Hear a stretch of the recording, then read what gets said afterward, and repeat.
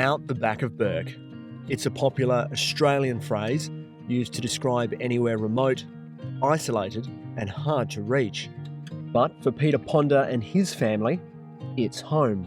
We're about 220 kilometres west of Bourke. The property Emeroo is about 125,000 acres. We farm sheep, merino sheep and cattle. We've been here since 1988.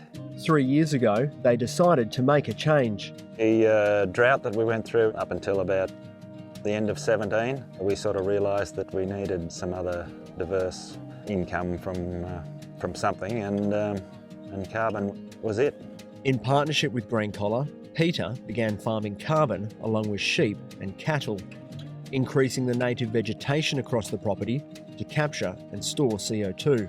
Human-induced regeneration is a method under the Emissions Reduction Fund whereby landholders are incentivised to make a land management change. Such as improved fencing to eliminate the feral animals that feed on native plants. It's all about managing your grazing pressures, whether that be from domestic livestock, making sure that you're actually rotating them in resting periods, so that could be rotational grazing around from one paddock to the other, allowing that native pasture to actually come back, regenerate, so that there's more available feed on the ground. Reduced grazing pressure benefits young trees and shrubs as well, regenerating into a native forest.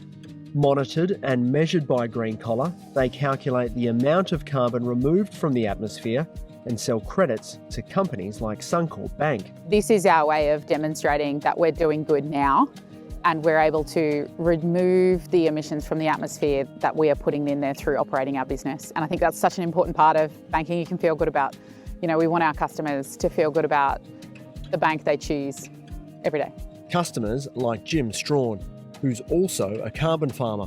Suncorp have been great for us. I mean, we've had a wonderful relationship with them for a lot of years. During the droughts in particular, when times were tight, they supported us. A situation Jim hopes to have future-proofed by diversifying his income. We've now developed waters, put in new fencing, new sheds, new equipment, and the cash flow and the consistency of cash flow from the carbon farming has allowed us to do that.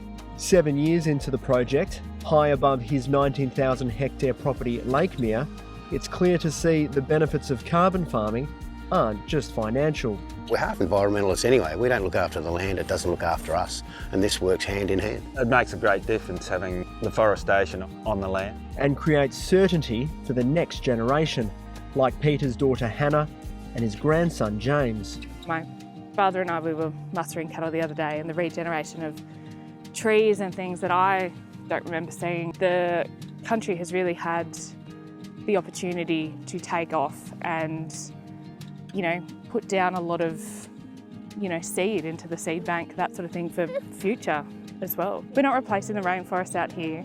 We don't have rainforest here. We have what we have, and I think that we're doing what we can with what we have. To create a brighter future. James, if he wants to be a farmer and he wants to farm out here, we want to give the country to him better than what we had it. So I think everyone wants that.